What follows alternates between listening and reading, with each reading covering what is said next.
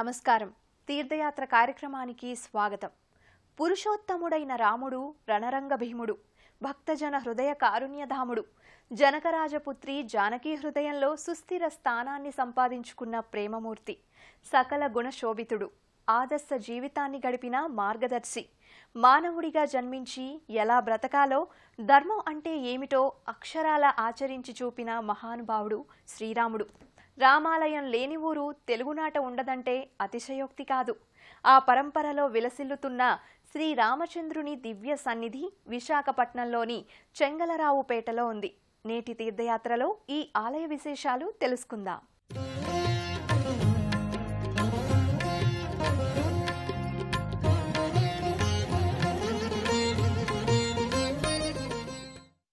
మూర్తీభవించిన ధర్మస్వరూపుడు శ్రీరామచంద్రుడు.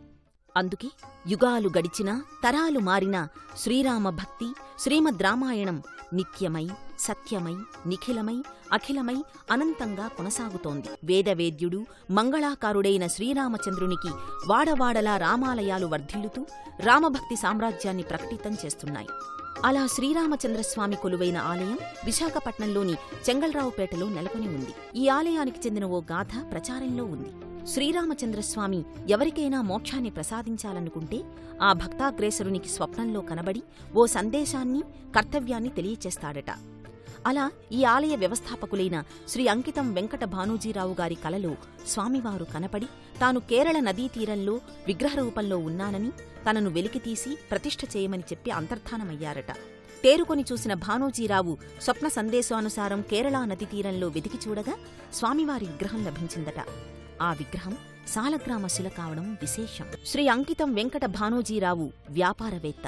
సముద్ర వ్యాపారం చేస్తూ ఎక్కడెక్కడో దూర ప్రదేశాలు తిరుగుతూ ఉండే వ్యాపారి. భానోజీరావు శ్రీరాముని ఆదేశానుసారం ఒక ఆలయాన్ని నిర్మించి శ్రీరామచంద్రస్వామి విగ్రహాన్ని వైఖానస ఆగమోక్త ప్రకారంగా ప్రతిష్ఠ కావింపచేశారు. అలా కొద్దికాలం గడిచాక మళ్లీ స్వప్నంలో శ్రీరాముల వారు కనిపించి కేరళ సముద్ర తీరాన లక్ష్మణస్వామి విగ్రహం కూడా ఉంది, తీసుకొచ్చి ప్రతిష్ఠ చేయమని చెప్పారట. వెంటనే కేరళ ప్రాంత సముద్ర తీరానికి వెళ్లి చూడగా లక్ష్మణస్వామి మూర్తి కనిపించిందట.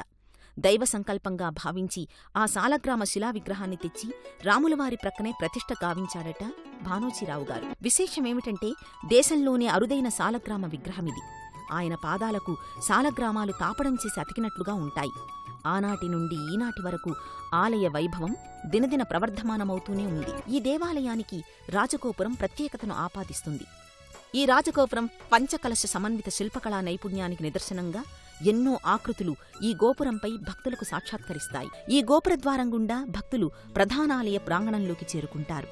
సువిశాలమైన ఆలయ లోగిలి భక్తులను ముగ్ధుల్ని చేస్తుంది. ప్రధానాలయ గోపురంపై పలు శిల్పాకృతులు నెలకొని ఉంటాయి. ఈ ప్రధానాలయ ముఖమంటపం పలు స్తంభాకృతులతో, వాటిపై ఎన్నో శిల్పకళాకృతుల సమాహారం శోభిల్లుతుంది. ప్రధానాలయ గోపురం ముంగిట ఎత్తైన ధ్వజస్తంభం ఉంటుంది. శ్రీరామావతారం మానవీయ, మాననీయ విలువలకు పట్టంగట్టిన అవతారం.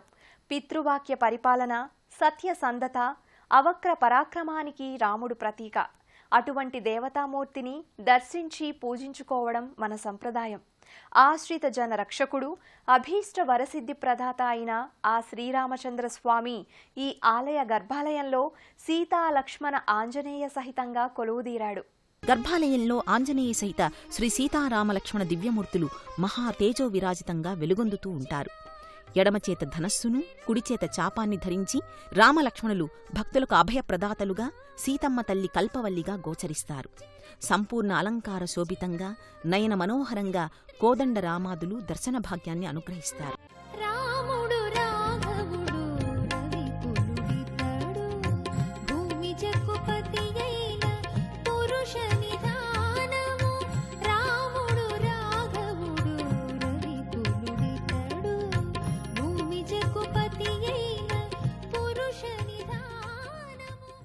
స్వామివారి పాదభాగంలో ఉత్సవ విగ్రహాలుంటాయి. ఎంతసేపు చూసినా తనివి తీరని ఆ భాగ్యాన్ని భక్తులు తమ మనస్సుల లోగిళ్ల నిండా నింపుకుంటారు.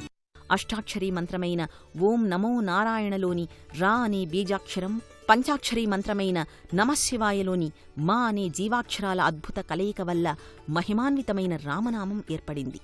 శివకేశవుల సంఘటిత దివ్యశక్తి, యశస్సు, తేజస్సు, వైభవం రామనామంలో ఉన్నాయి. కాబట్టి రామనామ ప్రభావం ద్విగుణీకృతమైన ప్రాభవం పొందింది. తారక మంత్రంగా వినుతికెక్కింది. అలాంటి నీలమేఘశ్యాముడు విశాఖపట్నం చెంగళరావుపేటలో నెలకొని ఉన్నాడు. శ్రీరాముడంటే భక్తులందరికీ ఎంతో ఆరాధన. ఆర్షధర్మం పట్ల విశ్వాసం ఉన్న వాళ్లందరికీ రాముడే ఆరాధ్య దైవం. రాముని రూపాన్ని దర్శిస్తే చాలు భక్తుల మనోసీమ రసానందభరితమవుతుంది. మూర్తీభవించిన ధర్మానికి ప్రతినిధి అయిన రాముడు అందరికీ ఇలవేల్పు. విశాఖపట్నంలోని శ్రీరామచంద్రస్వామి ఆలయంలో శ్రీ ఆంజనేయ స్వామి ప్రత్యేక సన్నిధి ఉంది. శ్రీరామ భక్తికి నిలువెత్తు నిదర్శనమైన ఆ ఆంజనేయ స్వామి శ్రీరామచంద్రస్వామి వారికి సమీపాన్నే కొలువై భక్తులను కటాక్షిస్తూ ఉంటాడు. అంజనీకుమారుడైన ఆంజనేయుడు రుద్రాంశ సంభూతునిగా, కారణజన్ముడిగా, రామకార్య సాఫల్యకునిగా ప్రసిద్ధుడు. ఆ స్వామి ఈ ఆలయ గర్భాలయంలో సింధూరమూర్తిగా నమస్కారముద్రతో కొలువుతీరి ఉన్నాడు. గళసీమలో మల్లెపూల హారాన్ని ధరించి నేత్రపర్వంగా దర్శనమిస్తాడు. సకల శక్తులకు ప్రతినిధి ఆంజనేయుడు. శివుని అష్టమూర్తులలో ఒకడైన వాయువు ద్వారా రుద్రతేజంగా అంజనీసుతుడు అభివ్యక్తమయ్యాడు. హనుమ అనగానే శ్రీరామ భక్తి, వీరత్వం, జ్ఞానం, బుద్ధిబలం, కార్యదక్షత, యశస్సు, నిర్భయత్వం, చైతన్యం ఇలా ఎన్నో అంశాలు కలబోసిన దైవంగా స్ఫురణ కలుగుతుంది. అలాంటి వాయునందనుడు వీరాంజనేయునిగా, దాసాంజనేయునిగా, ప్రసన్నాంజనేయునిగా కొలువై భక్తులకు తన దర్శన భాగ్యాన్ని కలిగిస్తున్నాడు. విశాఖపట్నంలోని శ్రీరామచంద్రస్వామి ఆలయంలో శ్రీ లక్ష్మీ ఆండాళ్ సన్నిధితో పాటు పలు ఉపాలయ మందిరాలున్నాయి. ఉపాలయాలలో ఉన్న పలు దేవతామూర్తులకు నిత్య పూజాది కైంకర్యాల్ని వైకానస ఆగమోక్తకంగా నిర్వహిస్తారు. శ్రీరామచంద్రస్వామి ఆలయానికి ప్రక్కనే ఆండాళ్ సన్నిధి ఉంది. రజతాభరణాలతో స్థానక భంగిమలో చతుర్భుజిగా పద్మంలో గోదాదేవి నెలకొని ఉంటుంది. విష్ణుచిత్తుల ముద్దుల కూతురు గోదాదేవి నిత్యం శ్రీరంగనాథుణ్ణి అచంచల భక్తి శ్రద్ధలతో పూజించి ఆయనలో కలిసిపోయిన మహిమాన్వితురాలు. శ్రీరంగనాథుణ్ణే తన భర్తగా భావించి అర్చించిన సాధ్వీమణి గోదాదేవి.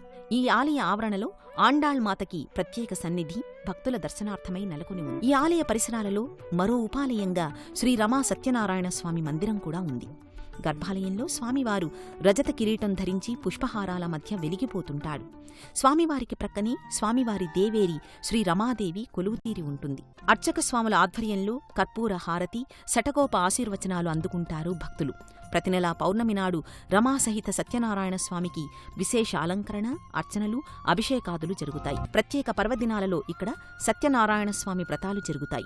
ఎందరో భక్తుల సమక్షంలో జరిగే ఈ వేడుక కడు రమణీయంగా భాసిస్తుంటుంది. శ్రీరామచంద్రస్వామి ఆలయ ప్రాంగణంలో ఒకవైపున సుభద్ర, బలభద్ర, జగన్నాథస్వామివారి సన్నిధి కూడా ఉంది. పురుషోత్తముడైన విష్ణు భగవానుడు లోకోద్ధరణ కోసం పలు రూపాలలో వివిధ నామధేయాలతో వ్యక్తమయ్యాడు. ఆ పరంపరలోని అవతార విశేషమే జగన్నాథ స్వరూపం. సుందరమైన మూలమూర్తులు బలరాముడు, సుభద్ర, జగన్నాథస్వామి వరుస క్రమంలో కొలువుతీరి భక్తులను అనుగ్రహిస్తుంటారు.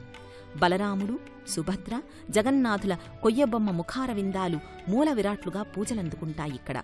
ఇక్కడే ఈ సన్నిధానంలోనే శాంతి కళ్యాణ మహోత్సవం అంగరంగ వైభవంగా నిర్వహిస్తారు. వేదమంత్రాల మధ్య వందలాది మంది భక్తుల సమక్షంలో జరిగే ఈ వేడుకను తిలకించడానికి దేవతలు సైతం దివి నుండి భువికి దిగివచ్చి తిలకిస్తారట. విశ్వశాంతి కళ్యాణ మహోత్సవ వేడుక బహుసుందరంగా, నేత్రపర్వంగా కొనసాగుతుంది.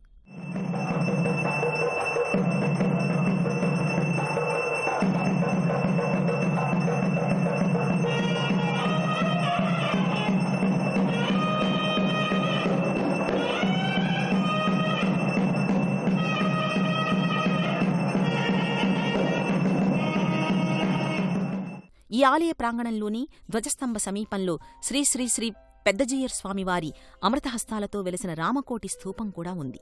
దీనిని దేశంలోని 108 రామకోటి స్థూపాలలో 8వదిగా చెబుతారు. త్రైవర్ణిక కుటుంబాలు, బంగారం అమ్మేవారి కుటుంబాలు అందరూ కలిసి ఈ రామకోటి స్థూపాన్ని నిర్మించుకున్నట్లుగా తెలుస్తోంది. రామకోటి స్థూప పాదభాగంలో కుబేర విగ్రహం ఉంటుంది. ప్రక్కనే తులసికోట కనిపిస్తుంటుంది. గర్భాలయమూర్తికి అభిముఖంగా వైనతేయుని మందిరం ఉంది. గర్భాలయంలో గరుత్మంతుడు స్వామివారిని దీక్షగా చూస్తూ నమస్కార భంగిమలో దర్శనమిస్తాడు. ఈ ఆలయ ప్రాంగణంలోని శ్రీ విఘ్నేశ్వరస్వామి కూడా కొలువుతీరి ఉన్నాడు. స్వామి సందర్శనానికి వచ్చే భక్తులకు ఎటువంటి విఘ్నాలు కలగకుండా ఈ విఘ్నేశ్వరుడు భక్తులను కాపాడుతుంటాడు. తొలి పూజలను అందుకునే స్వామి దర్శనం చేసుకుని తీర్థప్రసాదాలు స్వీకరిస్తారు భక్తులు. విశాఖపట్నంలోని శ్రీరామచంద్ర స్వామి వారికి ఉత్సవ పరంపర కమనీయంగా కొనసాగుతుంది. ఈ ఆలయంలో జరిగే విశేష పూజాదికాల వేడుకల్ని, సంవత్సరంలోని ఉత్సవ పరంపర విశేషాలను తెలుసుకుందాం. శ్రావణమాసంలో వరలక్ష్మీ వ్రతం రోజున కుంకుమార్చన నిర్వహిస్తారు. దసరా నవరాత్రులు, ధనుర్మాసోత్సవం సంప్రదాయబద్ధంగా జరుపుతారు. హనుమత్ జయంతి ప్రతి మంగళవారం వారోత్సవంగా హనుమాన్ పూజ జరుగుతుంది.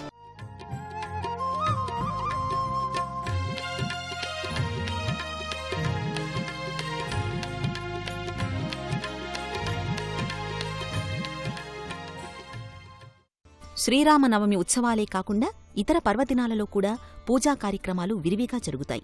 నిత్య పారాయణాలు, శాంతిహోమాలు, వేద మంత్రోచ్చారణలతో విశాఖపట్నం చెంగల్రావుపేట శ్రీరామాలయం నిత్యం సందడిగా సంబరంగా విరాజిల్లుతుంటుంది.